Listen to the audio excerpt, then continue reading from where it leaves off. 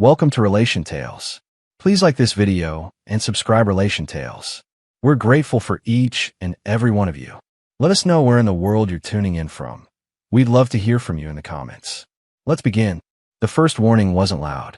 It didn't come with shouting or slammed doors. It arrived disguised as reassurance. "You're reading into things," she said, smiling like she was helping me. "Please don't do this to yourself." Her name was Claire Whitmore, and for 11 years, she had been my home. I'm Aaron Whitmore. Not dramatic, not reckless, not the kind of man who jumps at shadows. I built my life on routines. Early mornings, black coffee, commutes that blurred into muscle memory, a job in commercial property management that rewarded patience more than instinct. That's why what happened next unsettled me so deeply. Claire hadn't changed overnight. That would have been easy to spot. She changed in inches. She began guarding her phone like it contained a fragile secret.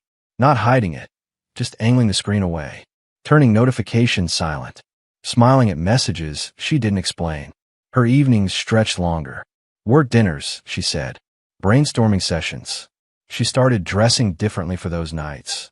Nothing extreme, just intentional. Like she wanted to be remembered. I told myself I was being paranoid. I told myself marriage sometimes goes quiet before it gets better. Until Jonah Reed became a name I heard too often. Jonah was introduced casually. "A longtime friend," she said. "Someone I trust." He was charismatic in that effortless way. Not loud, not pushy. He remembered details. Asked questions. Treated Claire like she was fascinating, even when she talked about ordinary things. The first time he came up in conversation, I shrugged it off. By the 10th time, my chest tightened every time she said his name. One night, while loading the dishwasher, I finally asked, "Why does he text you this late?" She didn't look up. "Because adults have conversations, Aaron." There was no anger in her voice. That was the part that stung. She spoke like a teacher correcting a confused student. "You don't trust me?" she asked. The question wasn't curiosity. It was a trap. I hesitated, and in that pause, something shifted between us. "You're letting fear invent stories," she added softly. "Jonah is like family. Please stop turning nothing into something." I nodded, but my instincts didn't. What people don't talk about is how betrayal lives in routines. Claire still kissed me goodbye in the mornings, still asked what I wanted for dinner, still laughed at the same shows. But intimacy faded in quiet ways. Conversations shortened. Touch became automatic instead of intentional. And I began to feel like a guest in my own life. The night that changed everything wasn't dramatic. It was painfully ordinary. Claire fell asleep early on the couch, her phone slipping from her hand. The screen lit up. No name saved, just a number. Wish tonight didn't have to end. I didn't open the message. I didn't need to. I sat there, the house humming softly around me, and understood something with unsettling clarity. She wasn't lying badly. She was lying comfortably. The next morning, while she sang in the shower like a woman with nothing to hide, I searched quietly and found a private investigator across town. His name was Miles Porter, former detective, calm demeanor, sharp eyes. "I don't need drama," I told him. "I need certainty." He nodded once. "Then be prepared for answers you can't unsee." That was the day I stopped guessing, and the day my marriage began telling the truth, whether Claire wanted it to or not. Once the decision was made, I didn't rush anything. That surprised even me. People imagine revenge as something explosive, raised voices, impulsive confrontations, dramatic exits. But real power comes from restraint, from watching, from letting people reveal themselves while they believe they're still in control. I didn't change my behavior. That was the first rule I gave myself. I still woke up before sunrise, still brewed my coffee the same way, still asked Claire how her day would look, and listened carefully to the parts she chose to share and the parts she didn't. She grew more relaxed when she realized I'd stopped questioning her. That should have hurt more than it did. Instead, it confirmed something I wasn't ready to admit out loud yet. Miles Porter worked quietly. No flashy updates. No constant calls. Just a short message every few days. "I'm tracking patterns." Patterns. That word followed me everywhere. At work, I noticed how often Claire's schedule aligned with Jonah's availability. How her late nights coincided with days she came home lighter, almost buoyant. She laughed more those nights, slept deeper. Meanwhile, I felt like I was living beside my own shadow.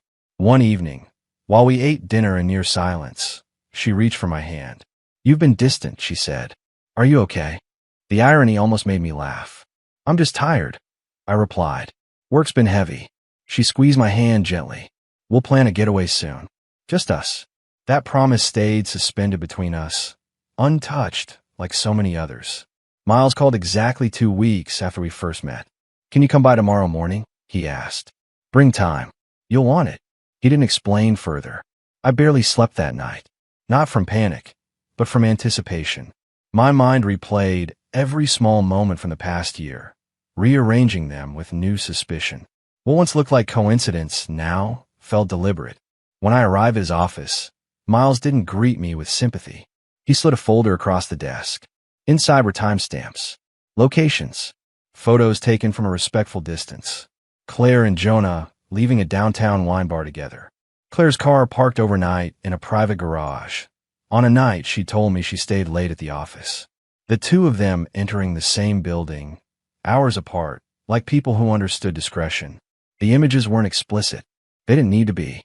"What matters isn't just what they did," Miles said calmly. "It's how long they've been doing it." He tapped the folder. 8 months. 8 months. I stared at the photos, feeling a strange stillness settle over me. Not heartbreak, not rage, something colder. She told me I was imagining things. I said, "They usually do," Miles replied. There it was, the quiet confirmation I'd been bracing for. What shocked me most wasn't the betrayal. It was the planning. Claire hadn't fallen into something accidentally. This wasn't a moment of weakness or confusion. She had rearranged her life around Jonah, built excuses, adjusted routines, learned how to lie with warmth. Miles showed me messages, carefully obtained. Nothing explicit, but full of intention. "I feel more like myself with you. I wish I didn't have to pretend when I'm home. Soon, things will change." "Change," I repeated softly. Miles nodded. They often plan exits while keeping stability in place. Stability. That was me. I thanked him, paid him, and walked out into the morning air feeling lighter than I had in months. Because now, there were no doubts left. At home, Claire greeted me with a smile. "You're back early," she said. "Slow day," I replied. She kissed my cheek, warm, familiar, practiced. I realized then that confronting her immediately would be a mistake. Not because I was afraid, but because I wanted her comfortable, confident, unaware. Revenge doesn't begin with exposure. It begins with patience. Over the next few weeks, I watched her closely, not with desperation, but with clarity. I noticed how she talked about Jonah less when she felt secure, how she casually dismissed him as busy when she sensed no threat from me. I noticed how she leaned into my routine, using it as cover. I played my role well. I started agreeing more, asking fewer questions, smiling when she left late. I even suggested she invite Jonah to her birthday dinner. Her eyes widened, just slightly. "Are you sure?" she asked. "Why wouldn't I be?" I said calmly, "He's important to you." She hugged me, relief in her breath. "Thank you for trusting me." Trust. That word tasted different now. Meanwhile, I prepared. Not recklessly, not cruelly, carefully. I gathered what I needed. Not just evidence, but context. Dates. Timelines. Moments that would speak for themselves without me saying a word. This wasn't about humiliation. It was about truth. I didn't want shouting. I wanted silence. The kind of silence that falls when a room realizes it's been lied to. By the time Claire's birthday approached, she was glowing, confident, certain she had balanced everything perfectly. She had no idea that the story she'd written for months was about to be read aloud. And when it was, there would be no way to edit it. The night of Claire's birthday arrived wrapped in confidence. Hers, not mine. She stood in front of the mirror adjusting her earrings, smiling at her reflection like a woman who believed she had everything under control. I watched from the doorway, noticing how calm she seemed. That calm told me more than words ever could. "You're quiet," she said, glancing at me. "Just enjoying the moment," I replied. She leaned in and kissed me, soft and familiar. For a brief second, I wondered who she thought she was kissing. The husband who shared her home, or the man she believed would never challenge her version of reality. The restaurant buzzed with energy. Warm lighting, low music, a long table filled with laughter and raised glasses. Friends from work, her parents, a few distant relatives, and exactly where she wanted him. Jonah Reed sat across from her, relaxed, smiling like he belonged there. When Claire introduced him to someone new, she did it smoothly. "This is Jonah, an old friend." "Old friend." He nodded at me, polite and confident. "Good to finally meet you properly, Aaron." "Likewise," I said, holding his gaze just long enough to let him wonder what I knew, and then breaking it. Dinner unfolded like theater. Stories were told. Toasts were made. Claire basked in attention, glowing under it. She laughed easily, touching Jonah's arm once or twice, without realizing anyone could notice. But I noticed everything. I waited. Timing mattered. When dessert plates arrived and the room relaxed into comfort, I stood. "I've got something planned," I said, my voice steady. A small surprise for Claire. Applause followed. Someone cheered. Claire's eyes lit up. "You didn't have to," she said. "I wanted to," I replied. I nodded toward the server, who dimmed the lights slightly. Then I turned on the screen behind me. The first image appeared quietly. A timestamp. A location. Claire's smile tightened, but she didn't panic yet. Not until the second image appeared. Then the third. The room grew still. Someone shifted in their chair. A fork clinked against a plate. Jonah's posture stiffened. "What is this?" Claire asked softly, her voice cracking around the edges. I didn't answer. The images continued, each one spaced carefully. Enough time to absorb. Enough time for the truth to settle. Claire and Jonah leaving a restaurant together late at night. Entering the same building, hours apart. Her car parked overnight when she'd claimed to be working. "No," she whispered. "Aaron, stop." I finally spoke. "For months," I said calmly, "I was told I was imagining things." Her mother looked between us, confused. "Claire." Jonah stood abruptly. "This isn't appropriate." I turned to him, my voice even. "Sit down." He did. I pressed play on the final clip. A simple timeline. No accusations. No narration. Just facts lining up one after another. The silence that followed was suffocating. Claire's face had drained of color. Her hands trembled as she reached for me, but stopped halfway. "I can explain," she said, desperation creeping in. "It's not what it looks like." That line. I'd heard it 1,000 times in my head. "You already explained," I replied quietly. "Every time you told me I was wrong." Her father spoke next, voice sharp. "Is this true?" Claire opened her mouth and closed it again. Jonah finally stood. "This is between adults," he said, defensive now. "You didn't have to make it public." I met his gaze. "You didn't have to make it secret." The room murmured. Shock rippled through the table like a wave. Claire collapsed in her chair, covering her face. Tears came, but they didn't move me. Not because I was heartless. Because I'd already mourned the version of her I loved. I looked around the table. "I didn't do this to punish anyone," I said. "I did it to stop pretending." I turned to Claire. "You were right about one thing," I added. "I wasn't imagining anything." I picked up my jacket. "I'm leaving now," I said. "The rest is up to you." And with that, I walked out, leaving behind a room full of truths that couldn't be gathered back up. I didn't feel powerful when I walked out of that restaurant. I felt hollow, like a room that had finally been emptied after holding too much for too long. The night air hit my face as soon as the doors closed behind me.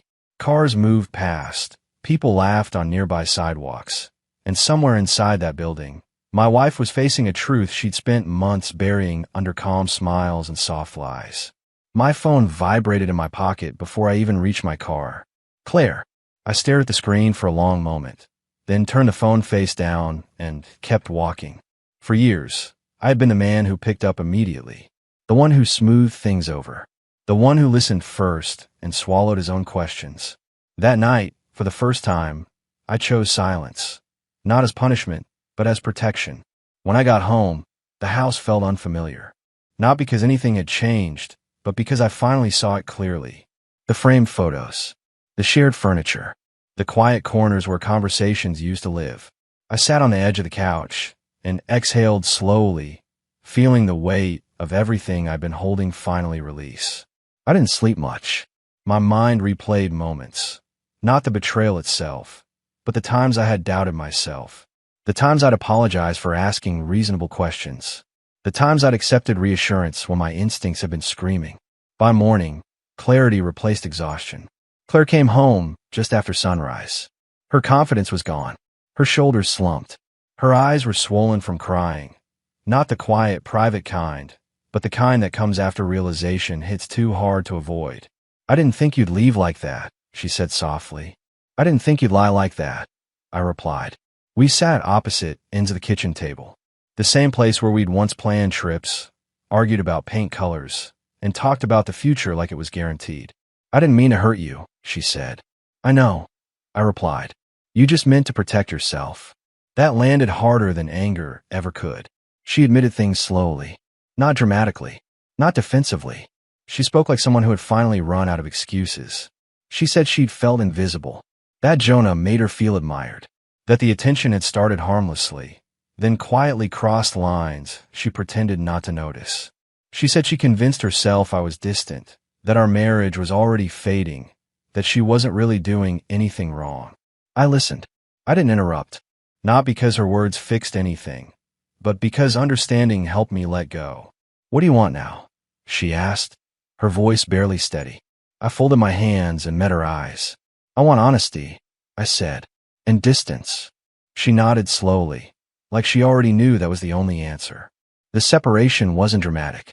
There were no shouting matches, no scenes, just logistics, conversations that felt clinical compared to the life we'd shared. Some friends reached out with concern. Others avoided me completely. I learned quickly who valued truth and who valued comfort. Jonah tried calling once. I didn't answer. There was nothing left to say. From what I later heard, their connection didn't survive exposure. It rarely does.